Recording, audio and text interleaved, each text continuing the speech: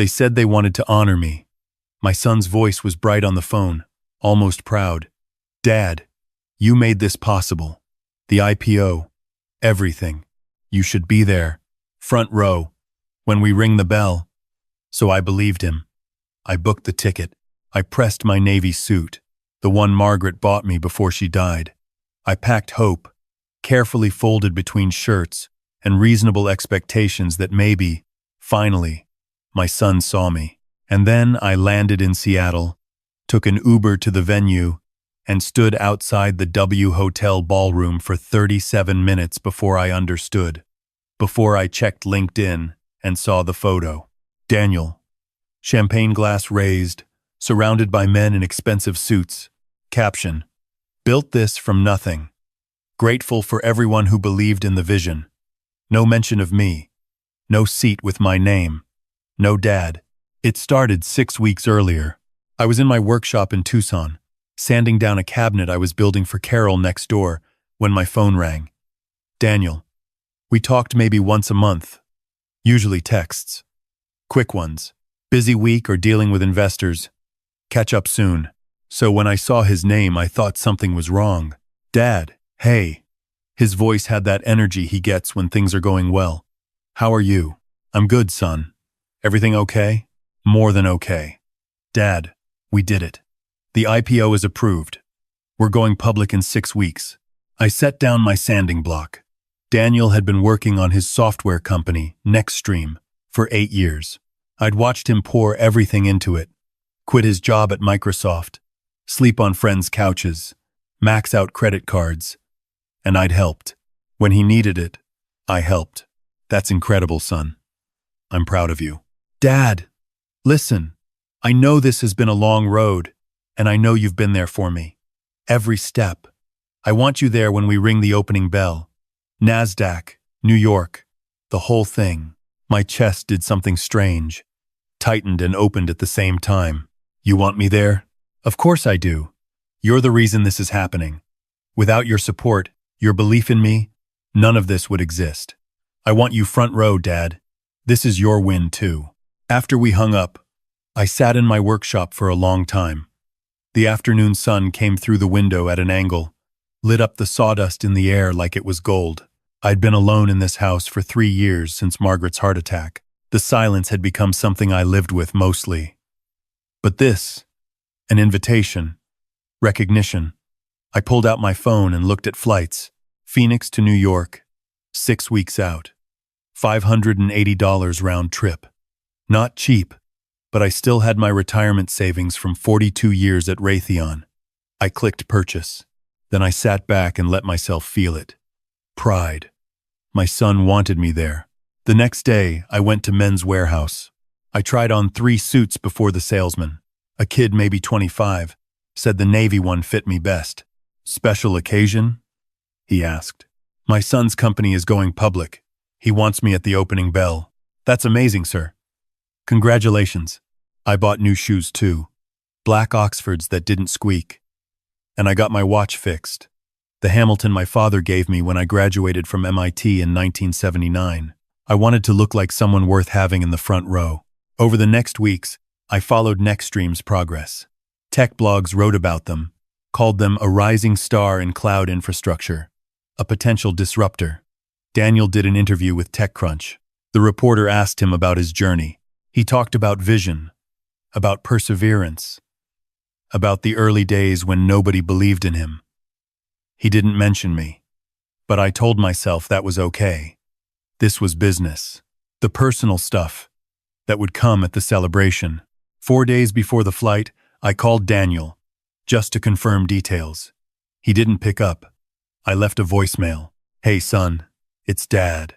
Just wanted to check in about next week. Let me know what time I should be at NASDAQ, if there's anything I need to know. Looking forward to it. I texted too. Same message. He read it. 2 hours later, he replied. All set, Dad. Details coming soon. The morning of the flight, I woke up at 4:30. I couldn't sleep. I made coffee, checked my bag one more time. I'd packed the Navy suit, the shoes, a tie Margaret had given me for our 40th anniversary. silver with thin blue stripes. She said it made me look distinguished. I'd also packed something else, a small frame. Inside was a photo of Daniel at 8 years old, sitting on my shoulders at the Grand Canyon, both of us grinning. And tucked behind the photo, every receipt, every wire transfer, every check I'd written to help him build Nextstream. I wasn't planning to show him. I just wanted to remember how much I'd believed. The flight was smooth. I had an aisle seat. Across from me, a young couple argued quietly about whose fault it was they'd missed their connection. I closed my eyes and thought about the moment. Daniel on stage, ringing the bell, turning to the crowd and saying something like, "I want to thank my father, who never stopped believing in me." Maybe it wouldn't happen that way. Maybe he'd just look at me and nod. That would be enough. LaGuardia was chaos. I'd only been to New York once before, when Margaret and I celebrated our 25th anniversary. Too loud, too fast, too many people. I followed signs to baggage claim, pulled my suitcase from the carousel, and stepped outside into September humidity. It hit me like a wall. I checked my phone. The event was supposed to start at 9 a.m. tomorrow, but Daniel had mentioned a private celebration tonight at a hotel in Manhattan. He'd said he'd text me the address. Nothing yet. I took a taxi to the hotel I'd booked, a Holiday Inn near Times Square. $240 a night, the most I'd ever spent on a room. That evening, I tried calling Daniel. It went to voicemail. I texted, "Hey son, I'm in New York. What's the plan for tonight? Read receipt." No reply. By 8 p.m., I'd sent 3 more messages. Nothing. I ordered room service, a club sandwich that cost $22, and watched the news. At 10:30, my phone buzzed. "Daniel. Sorry, Dad. Crazy day. Tonight's event is investor only. Small thing. See you tomorrow at NASDAQ. 9 a.m. sharp. Times Square. Northwest corner." I stared at the message. Investor only. I wasn't an investor. I was his father. I'd given him $15,000 in 2018 when he couldn't make payroll. Another $30,000 in 2019 for server costs. $12,000 in 2020. When the pandemic hit and clients disappeared, co-signed a $40,000 business loan in 2021 that he still hadn't paid back. Covered his rent for 6 months in 2022. $2,400 a month when he said revenue was delayed. I'd given him $118,600 over 5 years. But I wasn't an investor. I texted back, "Okay, see you tomorrow." Then I turned off the light and lay in the dark, listening to sirens 14 floors below. The next morning, I got up at 6 a.m., showered, put on the navy suit. In the mirror, I looked old. When did that happen? I was 67, but I looked 75. The tie didn't make me look distinguished. It made me look like an old man trying too hard. I took the subway to Times Square. It was 8:17 when I arrived at the northwest corner. The morning was already hot, sticky. I stood near a Starbucks, watched the crowds. At Osam, Shtirid Satpet, I texted Daniel, "I'm here. Northwest corner." No response. At 9:05, I called. Voicemail. I waited. Tourists flowed around me, took selfies, complained about the heat. A street performer dressed as Elmo asked if I wanted a photo. I said no thank you. By 9:30, I walked into the Starbucks, bought a coffee I didn't want, and sat near the window. Across the street, I could see the NASDAQ building, its giant screens flashing stock prices and advertisements. I watched for Daniel. At 10:15, my phone rang. Unknown number. "Hello, Mr. Ashford? This is Jennifer Kleins from NASDAQ Visitor Services. I have a note here that you were supposed to attend the Nextstream opening bell ceremony this morning." "Yes, that's right.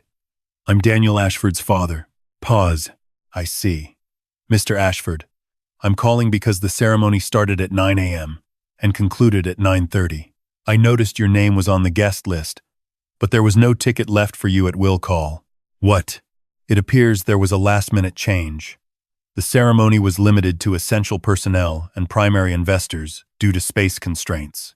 I apologize for any confusion. I felt something cold crawl up my spine. My son told me to be here. He said, front row. I understand, sir. Unfortunately, I don't have any additional information. The ceremony has ended. I'm very sorry. I hung up, sat there with my cooling coffee. Then I opened LinkedIn. Daniel's profile loaded. The most recent post was from 28 minutes ago. A photo. Daniel on the NASDAQ floor, hand on the bell, surrounded by 8 people in suits. Behind them, the Nextstream logo on the big screen. The caption read, "Humbled and grateful. Built this from nothing with sheer will and the belief of incredible investors who saw the vision when no one else did. This is just the beginning. Special thanks to Greystone Ventures, Michael Torres, Andrea Liu, and the entire Nextstream team. We did this." I scrolled down. Another photo from 2 hours earlier. Daniel at breakfast with the same people, laughing. Caption, "Pre-game with the real ones." I stood up, walked out of the Starbucks. The sun felt different now. Meaner. I called Daniel. He picked up on the first ring. "Dad, hey!" Background noise. Voices. Laughter. Clinking glasses. "I'm at Times Square." "Where are you?" Silence. "Oh man. Dad, I'm so sorry. There was a last-minute change. NASDAQ had capacity issues, and we had to prioritize key stakeholders. I thought someone from my team emailed you." "No one emailed me, Daniel. You told me front row. You said this was my win too." "It is, Dad. Of course it is. But this morning was just ceremonial. The real celebration is tonight. You should come to that." I closed my eyes. "Where's tonight?" "The W Hotel. Downtown." "But Dad, it's invitation only. I don't know if I can get you in." "You don't know if you can get me in. It's a capacity thing." Fire code. "I've given you $118,600, Daniel. Over 5 years. I co-signed loans. I covered your rent. I believed in you when you were sleeping on couches and eating ramen. And you can't get me into your celebration?" Long pause. When he spoke again, his voice was different. Tight. "Dad, I appreciate everything you've done. But that was a gift. You gave it freely. You can't hold it over my head now. A gift. Yes. You never asked for equity.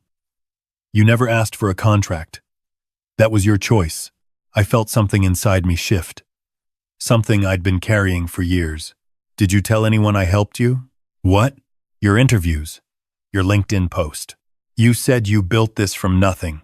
"I did build it from nothing, Dad. I built the software. I built the team. I made the deals. What you gave me, that helped. But I did the work."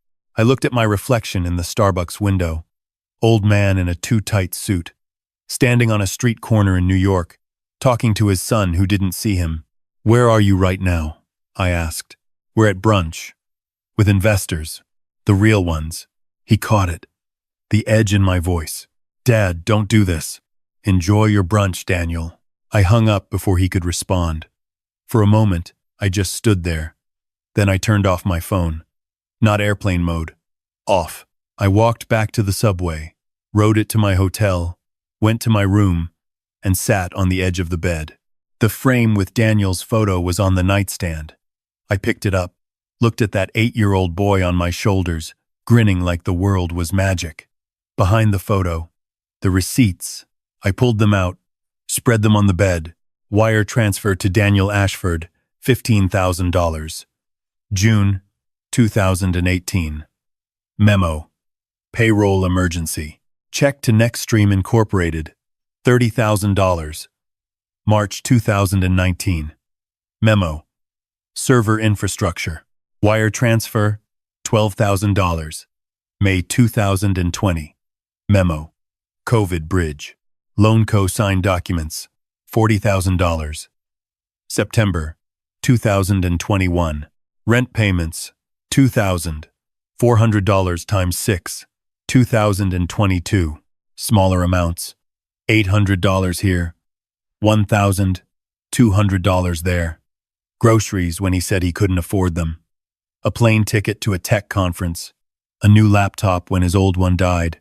Total, $1,000. See cents. I'd kept track, not because I wanted it back, because I wanted to remember how much I'd believed. I took a photo of the receipts spread on the bed. Then I called my bank. The automated system connected me to a representative named Patricia. How can I help you today, Mr. Ashford? I need to make changes to my accounts. What kind of changes? I have a savings account that's joint with my son. I want to remove him. I can help with that. Can I ask why? I appreciated that, she asked. Because he's not family anymore. He's a stakeholder. There was a pause. Then quietly, I understand. Let me pull up your account. It took 15 minutes. While Patricia worked, she made small talk. Asked if I was in New York for business or pleasure. I told her neither. She didn't push. When we were done, she said, "Anything else I can help with?" Yes. I also co-signed a business loan for him in 2021. Can I remove myself from that? Not from an existing loan, no. But you can refuse to co-sign any future requests. Do that. Flag my account. No more loans, no more co-signs, nothing. Done. Mr. Ashford, can I say something? Of course. My dad helped my brother start a business too. My brother never paid him back. Never even said thank you. My dad died last year, still waiting for acknowledgement. I'm glad you're protecting yourself. I'm sorry about your father. Thank you. You take care now. After I hung up, I sat in that hotel room and made a list. Not of grievances, just facts. Direct financial support, $118,600. Emotional support, 8 years of weekly calls. Listening to him talk about his struggles, his vision, his stress. Never once complaining. Never once saying I was tired, I was lonely, I needed someone to ask how I was doing. Time support. Flew to Seattle 4 times to help him move offices, set up equipment, meet with potential clients. Never asked for reimbursement. The list went on. By the end, I realized something. Daniel had taken $118,600 in money, but he'd taken more than that. He'd taken my pride, my hope, my belief that I mattered to him, and he'd spent it all on people who weren't me. That afternoon, I called my lawyer. James Corman had handled Margaret's estate 3 years ago. Robert, is everything all right? I need to update my will. Of course. When would you like to come in? I'm in New York right now. Can we start over the phone? Yes. Tell me what you're thinking. I told him everything. The IPO. The ceremony I wasn't invited to. The years of support that went unacknowledged. When I finished, he was quiet. Robert, I have to ask. Are you sure? These kinds of changes, especially with an only child, they're difficult to undo. I've never been more sure. My son made it clear today. I'm not family. I'm a past donor, so I'm done donating. All right. Let's begin. We talked for an hour. By the end, everything I owned, my house, my retirement savings, my life insurance, Margaret's jewelry, was going to someone else, not Daniel. I'd decide who later. Maybe the VA, maybe a scholarship fund for engineering students, maybe my neighbor, Carol's grandson, who was studying mechanical engineering at Arizona State and who texted me sometimes just to ask how I was doing. When we finished, James said, I'll draft everything and email it to you. You can review and we'll finalize when you're back. Robert, for what it's worth, you're doing the right thing. That night, Daniel called. I answered, Dad. His voice was different. Uncertain.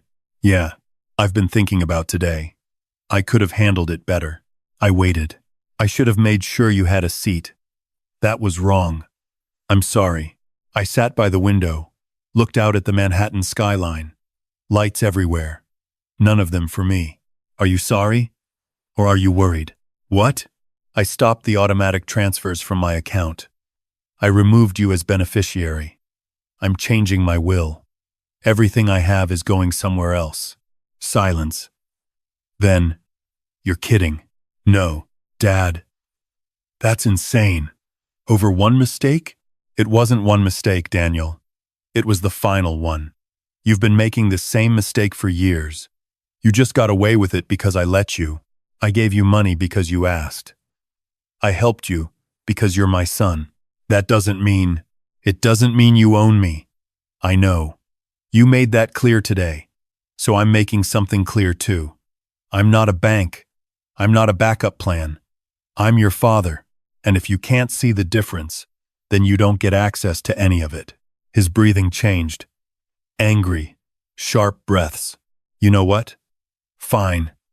If that's how you want to be, fine. I built this company. I don't need your money anymore. Good. Then you won't miss it. I hung up, turned off my phone again, and I waited for the guilt, for the second guessing. It didn't come. What came instead was something I hadn't felt in years. Relief. The next morning was Saturday. My flight home wasn't until evening. I woke up at 7, showered, put on jeans and a polo shirt. The navy suit stayed in the bag. I went downstairs, ate breakfast alone in the hotel restaurant. Eggs, bacon, toast, coffee. Better than I expected. After breakfast, I took the subway to Brooklyn. No plan, just needed to move. I walked through Prospect Park, watched dogs chase each other, kids on swings, couples holding hands. I stopped at a bench, sat down. Next to me, an old man was feeding pigeons from a paper bag. You visiting? He asked. Accent. Italian, maybe? Yeah. You? He laughed.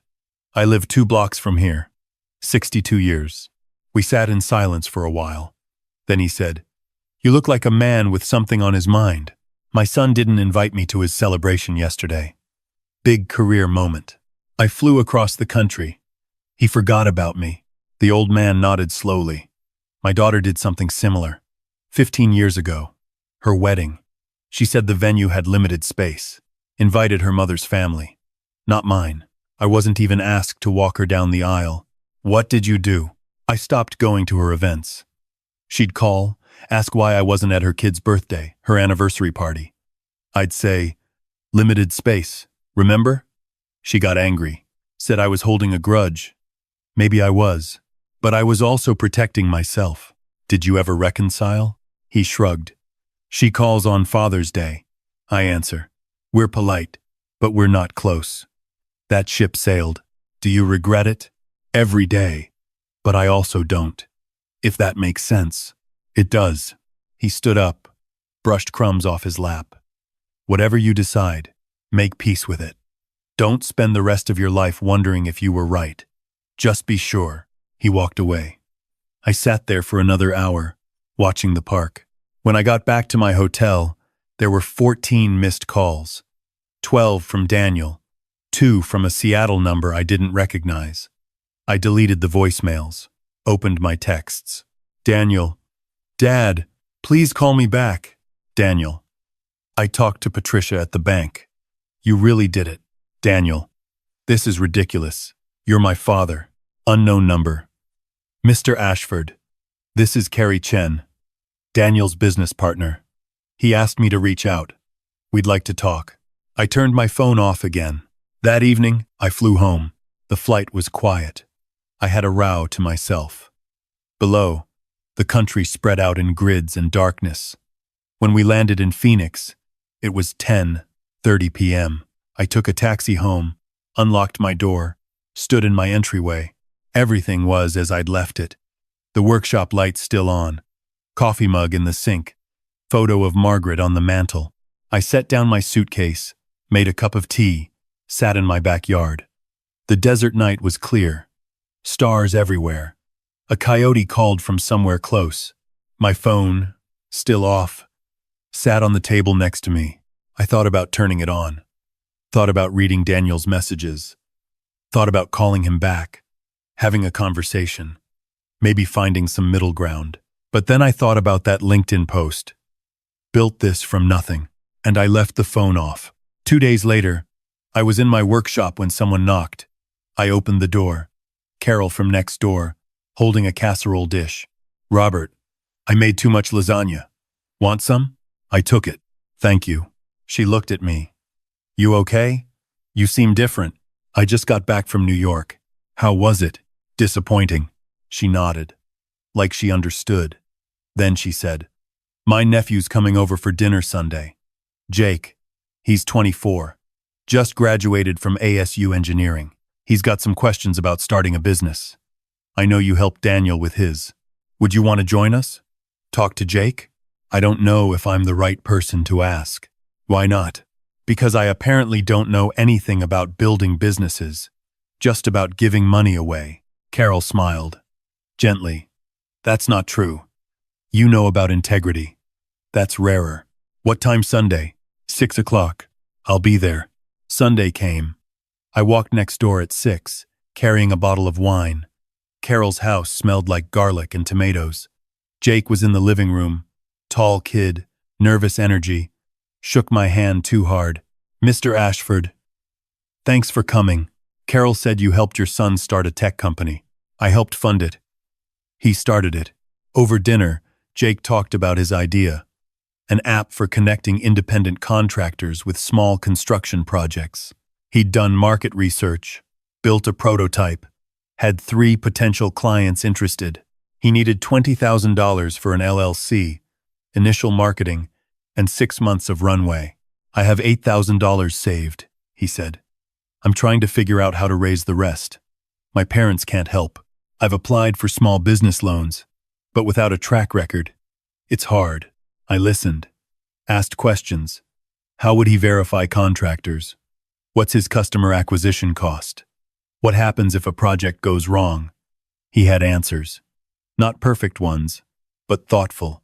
After dinner, Carol made coffee.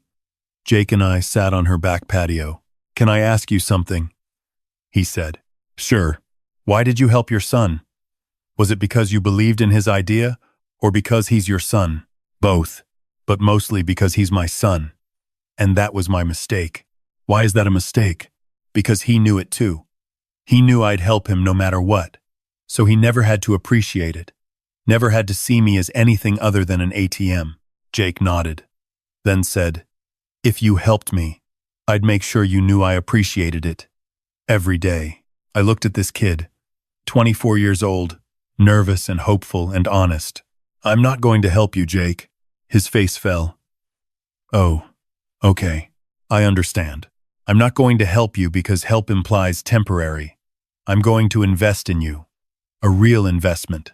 $12,000 for 20% equity. With a contract. You pay me back with interest if the business fails, or I get 20% of profits if it succeeds. And you report to me monthly. Not because I don't trust you, because I want to be involved. His eyes went wide. Are you serious? I'm serious. But I have conditions. You work your ass off. You don't lie to me. And if you succeed, you acknowledge it. Not just to me, to yourself. That you had help, and that's okay. He stood up, shook my hand. This time not too hard. Just right. Mr. Ashford, I won't let you down. I know you won't. Over the next 3 months, things shifted. Jake and I met every Sunday.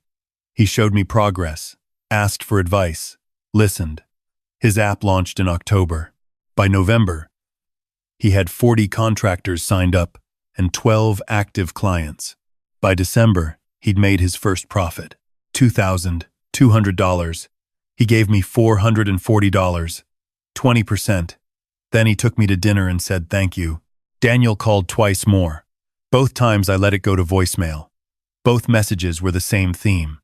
He'd been under stress. I'd overreacted. We were family. We should work through this. I didn't respond. What I did respond to? Jake's texts, updates about client meetings, questions about scaling, invitations to grab coffee. He didn't need anything from me. He just wanted to include me, and that made all the difference. One evening, 4 months after New York, I was in my workshop when my phone rang. Unknown number. I almost didn't answer. Hello? Is this Robert Ashford? Yes, this is Tom Hendricks. I'm a friend of Daniel's. We served together on the Next Stream board. He asked me to call you. My hand tightened on the phone. Why? Because Next Stream is struggling. The IPO gave us capital, but we've had major tech issues. Our infrastructure is failing. We need an emergency cash infusion. $200,000 to rebuild the system. Daniel said, "You might be willing to help." I sat down heavily on my workbench. He said I might be willing. Yes, sir. He said you've supported him before, and this is a critical moment. Without this funding, the company could fold.